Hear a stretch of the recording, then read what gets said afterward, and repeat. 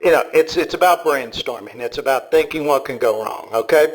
And at the highest level, ask yourself 3 questions and sit down and think about it. Number 1, where am I going to get whacked? Okay? Okay, where is the universe just going to smack me upside the head? Okay? That's simple. And by the way, what you do with that is you prevent it if you can, or you prepare for it.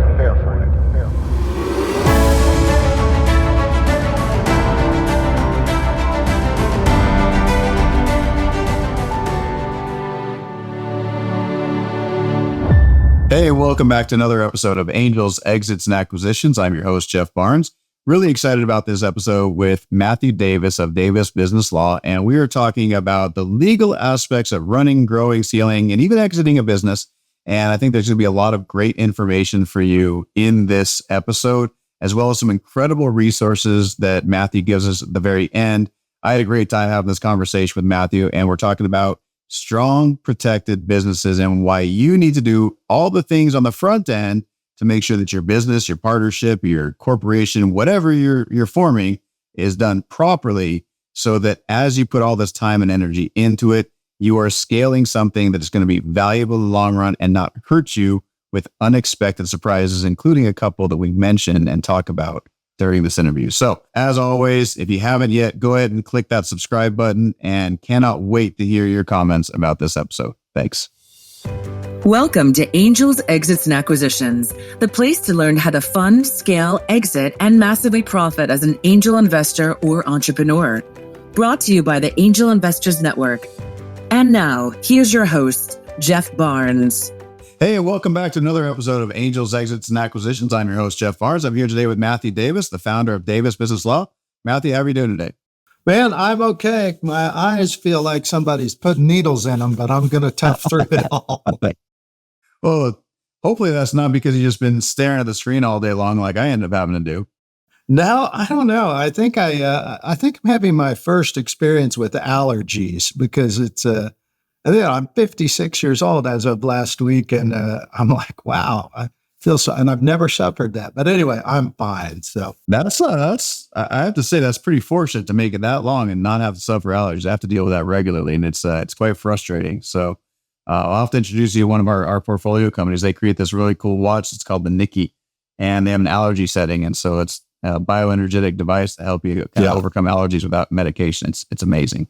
But we're here to talk about you today and your journey, and as a business owner, as a potential investor, and everything that you've accomplished in your life. So why don't you tell everybody just a little bit about yourself and your background? Okay, so I was a county seat lawyer in a medium-sized city out on the Great Plains. That's my hometown. I thought I was going to be a Washington lawyer, and decided I didn't want to do that, and called my then girlfriend, now wife, who was in LA. And I said, hey, let's move back to our hometown. And here we are, 26 years, 5 kids later. And after about 20 years in the law business, just general practice, had a good practice, I had a midlife crisis and started a law firm. And we've now got, I suppose you'd say, 8 branches. Some of them are pretty small, and ranging from Kansas City down to Austin, and trying to get into the San Antonio market right now. We are the family doctor of business law. But one thing, we just brought in a new case finance director, and she used to work for one of my enemies in the law business. If I have those, I really have contempt for this guy. And I said to her, I want you to understand this. In all of his cases, he's the hero, and his clients end up broke or in jail. In our cases, our clients are the heroes, and they walk away rich. That's the difference. Before continuing, please subscribe and share this video to help us reach more people and stay notified of our latest releases. Now, let's continue watching and learning. I'm curious, what was her response to that? She says, that's why I'm here. So, well, that's good. That's a good culture. That's a good culture to have inside of your business. And I'm curious, what made you decide to go into business law in general in the very beginning?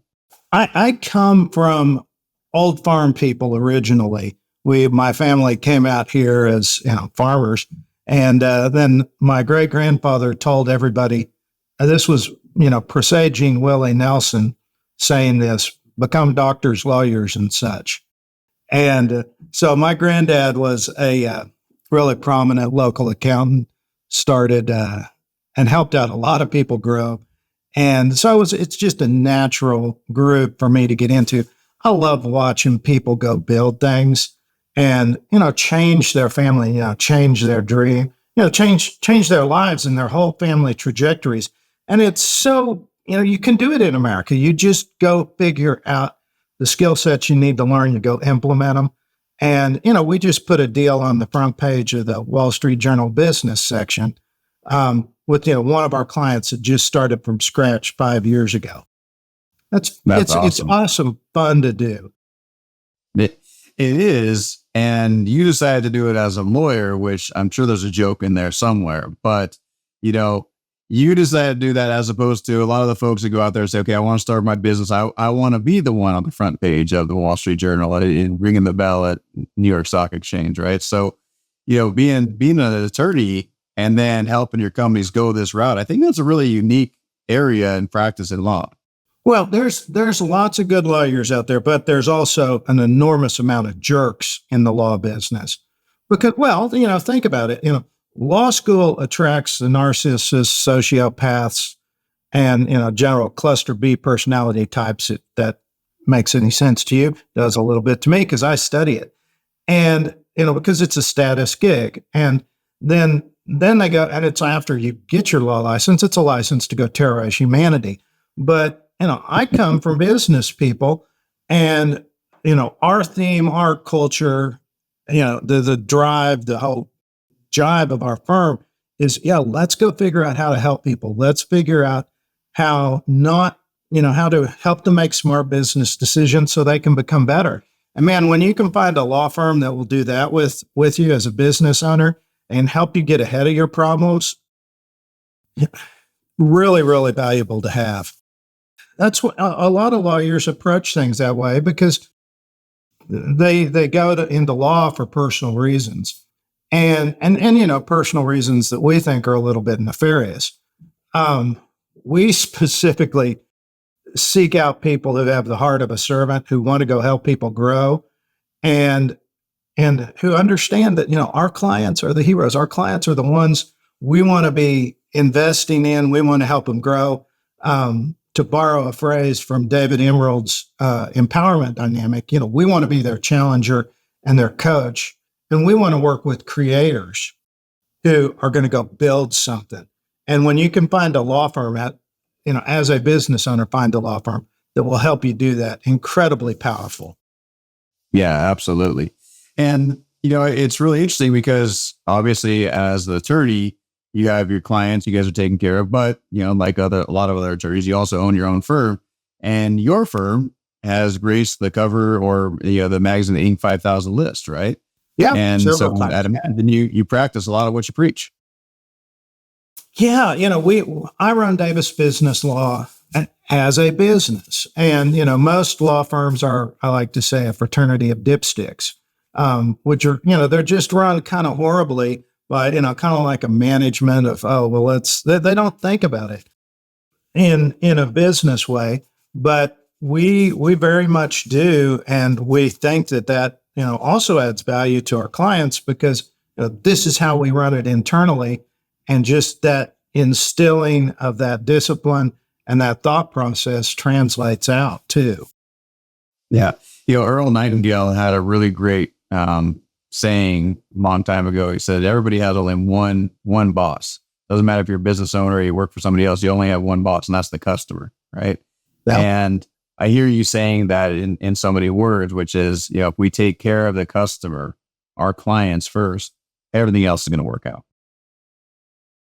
Sort of. Now let's have a little argument while we're at it. You got a lawyer in here, so you got to have an argument, and let's figure out how to square these two. Earn your fees, right? What? You got to earn the fees, right? Yeah.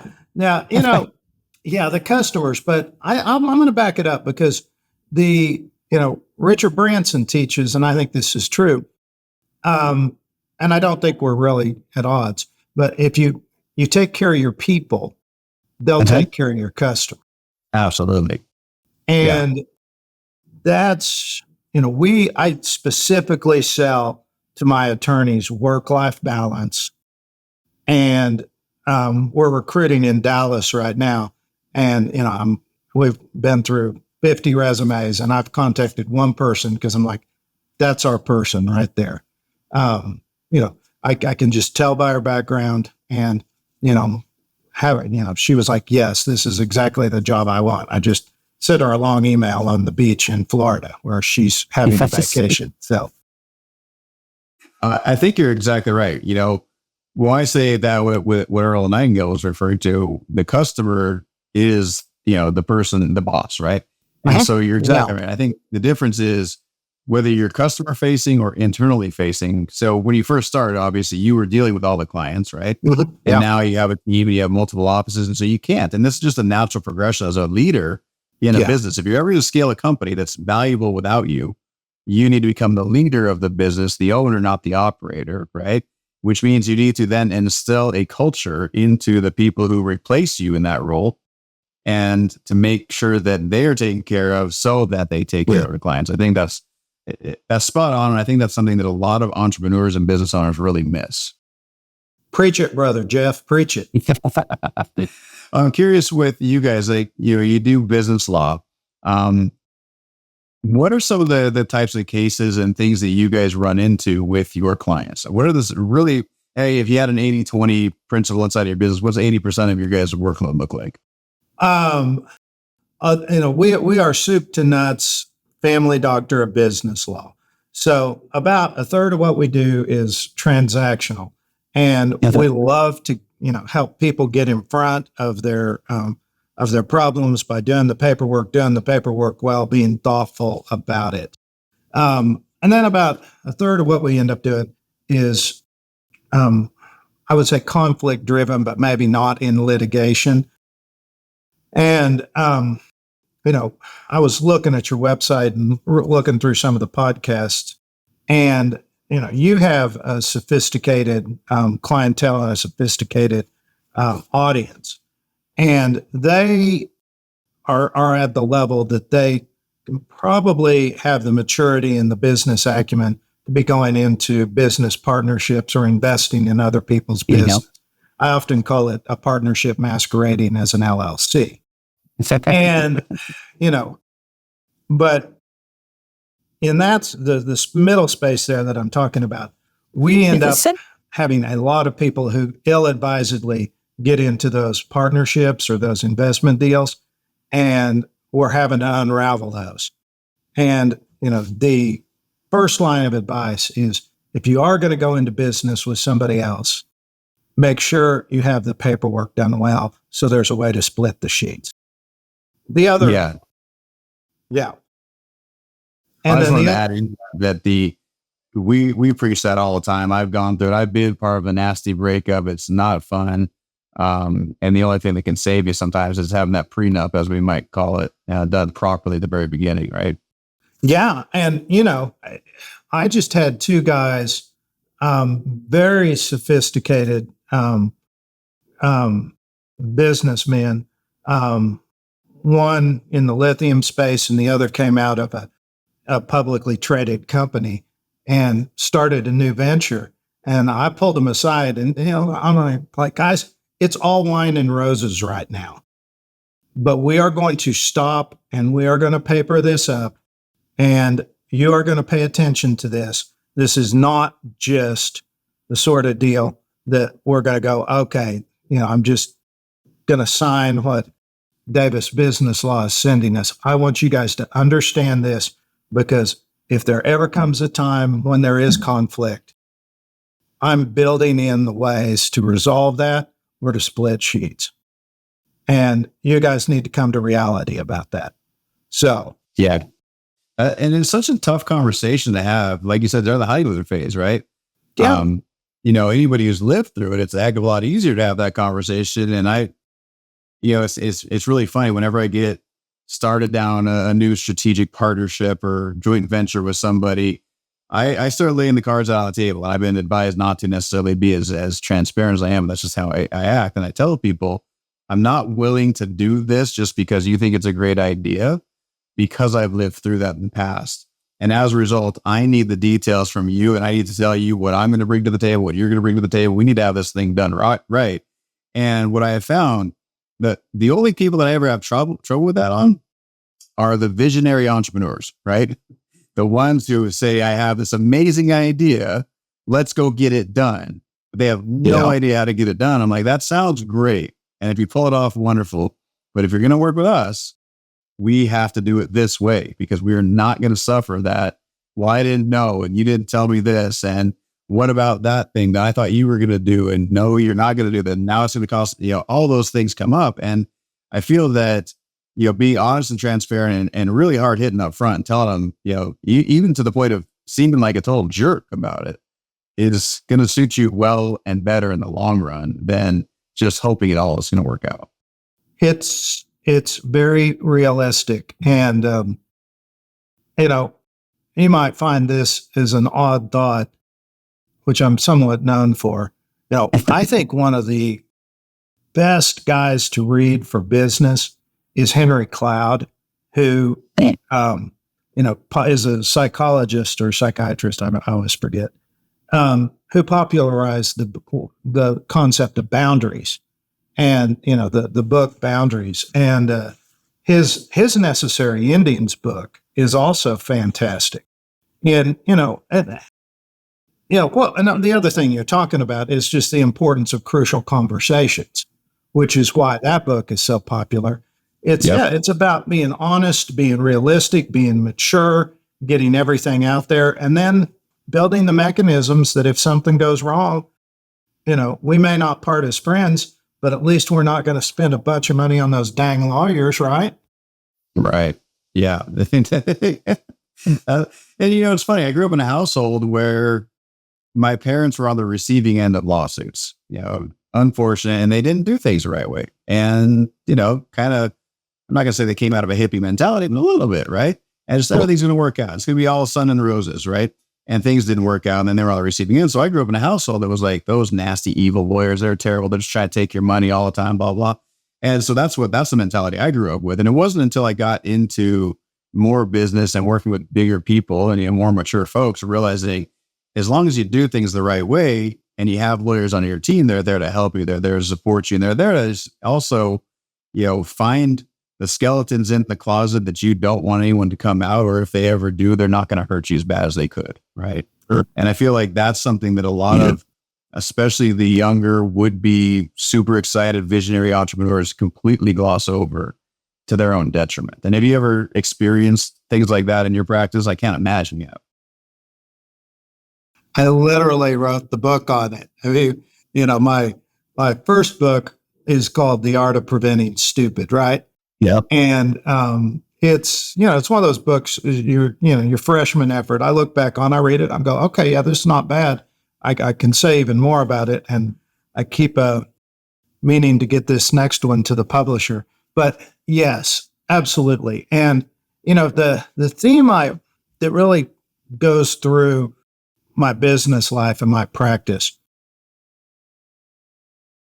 Jim Collins writes about I can't remember which of his books, he talks about Andy Grove over at Intel. Mm-hmm. And it's this thought that only the paranoid thrive. Okay. And the point is you have to constantly be looking for what can go wrong. Yes. Because that unbridled optimism or just naivete will bite you.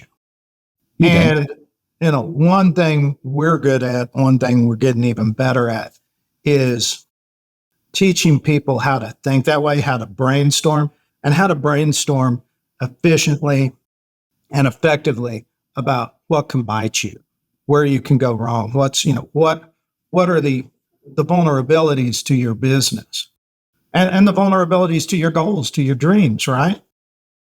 And, I was just talking to my COO, our COO, about it this morning. And I said, this is the line I use all the time.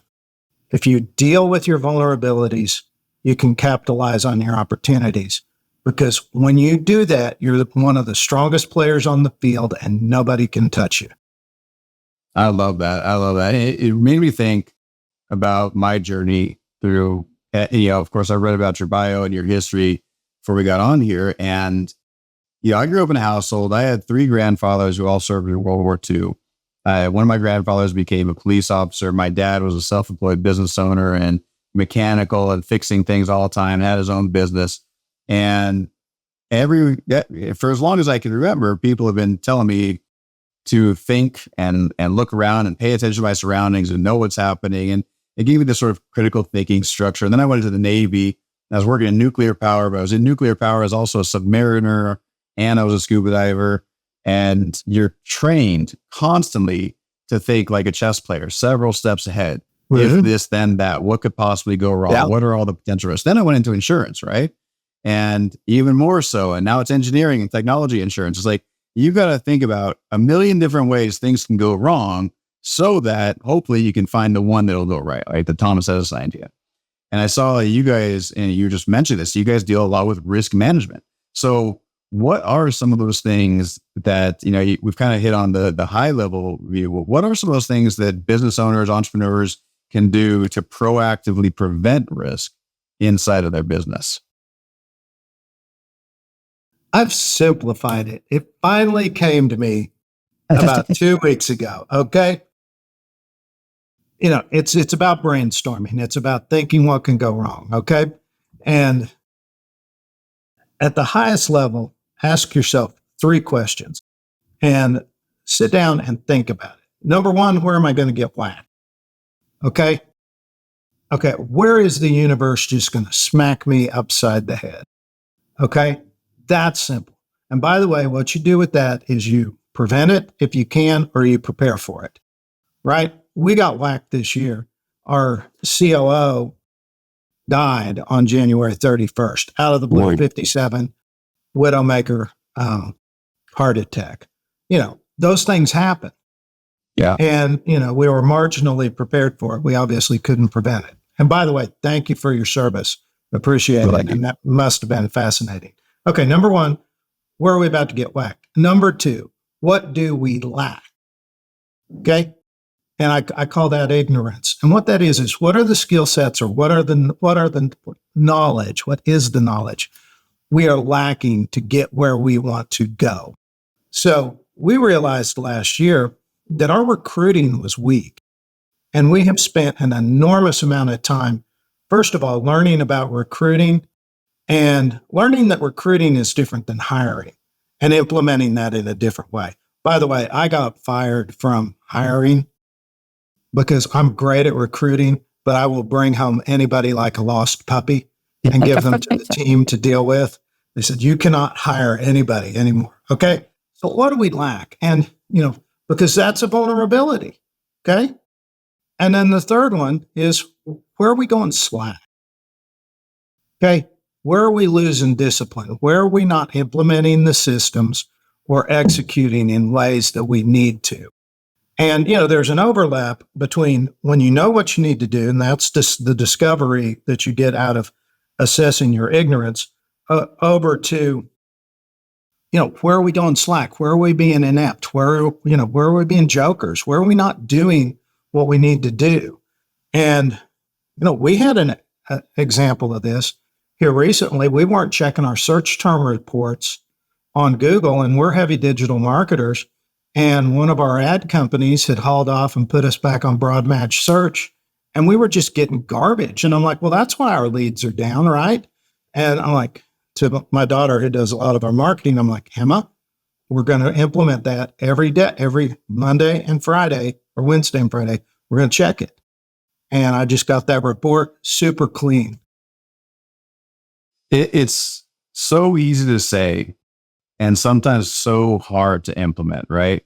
I think about that. Where are we going to get whacked? That's a great one, right? But then part of it is a lot of these folks don't know what questions to even ask, right? They don't know what they don't know. And I think this is where having the folks that have been through the ringer a few times on your team is really, really important because, the unbridled optimism of an entrepreneur and a business owner is the number one thing that'll sink you, right? And so I love that idea, the Andy Grove, it's only the paranoid that survive and thrive, right? Because it's so true. If you're not regularly paranoid about the growth of your business and what could potentially go wrong, then you will be caught unawares regularly, unfortunately. Yeah, it's not a question of if, it's a question of when, right? Yeah. And or to the insurance. And then we literally, that was our saying, not if, but when. When will something go wrong and how do we be prepared for it? Yeah, there's a couple forms. We've got them over in our resources section at davisbusinesslaw.com. The Business Immune Report and the Strong Protected Business Report, closely related. But what those are designed to do is they take those three categories and then they break down subcategories of your business, like your leadership or your facilities. And what it does is it drives focused questions, because if you will ask the focused questions, what can go wrong with the management? What can go wrong with our employees? What can go wrong with our production? And, those are lists that you can, those sets of lists you can interchange, you can build your own. But the idea is if you ask the good questions about those three categories, the whack, lack, and smack, just colloquial there, but I kind of like it. Ask the intense questions about that. You'll be surprised at what you discover, and you're going to be surprised and thrilled at how strong you become. Absolutely. I remember when I was still a young pup in the insurance world, and I had to go around and I had to do risk assessments on these big businesses, these companies doing tens, if not hundreds of millions of dollars a year. And they're having me interact with the CFO and the CEO and talking to them. And one of these companies, this guy was probably doing about $20-25 million a year, owned his own business, bootstrapped it all the way up to where he was. He was really successful. And he was in the construction space. And I remember asking him these questions about the finance, because we understood financial risk is a big risk, especially when you're the one that's footing the bill if something goes wrong, right? And some of the questions were like, okay, who does your payroll? Who does your accounting? Who's doing your all of your bookkeeping and filing your taxes? And is that the same person? And this guy literally got so mad at me, he kicked me out of the office because he thought I was accusing him of embezzling inside of his own company. And he literally never once thought about the fact that to create a valuable company, you can't have one person doing all that stuff, because that's a huge risk, right? Like you were saying, you guys lost your COO, and I'm sorry to hear about that. That's miserable. That's, no one wants to go through that. And if you don't prepare for that, that key person, not being able to do their job anymore, not being able to show up, or just leaving or potentially dying, God forbid, that's a huge risk for a business. And it's the scary stuff that people don't want to think about. They could end up hurting them in the long run. Yeah, absolutely. And, that obviously was not one we could prepare for. I should have had key man insurance on him. That's complete unforced error on me. But, we were generally prepared for that. And that we had a really horrible first half of the year, starting with that and a variety of things, including, one of our attorneys getting in a car wreck and being incapacitated for 2 months.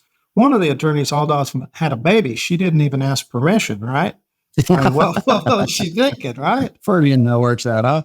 Yeah, it's funny how that happens. And, we just had a series of things, but, we were prepared for it because we keep cash in the bank. And by the way, that's really, really powerful. To be able to go, okay, we can weather the storm, not touching a line of credit. And that's how we were prepared for it. But, we're aware that that's a vulnerability, and we're getting ready to go to strategic planning next Tuesday. And, adding some more attorneys is a vulnerability for us right now because we need them. Yeah. So, well, Matthew, this has been incredible. And we could talk about a lot of other things related to business law and all the things people need to do. think you've given some really great insights on things that business owners, entrepreneur startups even need to look at when it comes to setting themselves up for long-term success by asking those tough questions. We'll definitely put those in the show notes for sure. And yeah, people can go find your book, I'd imagine, on Amazon, but how can they learn more about you and find you online and even find your books? Just davisbusinesslaw.com. And there's some pretty good stuff in our resources tab. We've got a strong protected business checklist that is not just lawyer nerdery. It's business acumen of, I went through with all of our attorneys, hundreds of years of legal experience. I said, hey, let's make a question list of what gets people in trouble. And let's tell them not only what they need to deal with, but when they should deal with it, depending on the size of their business. Well, and I love that. And we'll put all that information in the show notes. I want to leave with one last little thing, which is when you are early on in your business, even if you're a startup or if you're a small business owner, or if you're even acquiring businesses, which we help folks with, if you're early on and you don't see yourself as successful yet, and you haven't gotten there, okay, maybe you don't have a lot to protect or a lot to lose yet. But that doesn't mean that at some point there's not going to be people coming after you, right? Mm-hmm. And so having that, I love that, the strong protected business, because it's great to build something, but if you built the castle without walls and no moat around it, why would you even think that no one's going to try and take it from you, right? So I love that idea of protecting your business, protect what you built. It's a way to ensure your longevity and your long-term success. So that's wonderful. Matthew, any last thoughts to add in here before we wrap up here? No, because you and I would talk for hours, Jeff. Really enjoyed being on your show, and thanks for all you do, man. Absolutely. I really appreciate having you here. So for those of you guys out there watching or listening, as always, give us some comments, like, subscribe, share, and let us know what you thought about this. This has been an interview on Angels, Exits, and Acquisitions with Matthew Davis of Davis Business Law. Thanks so much for being here. Take care.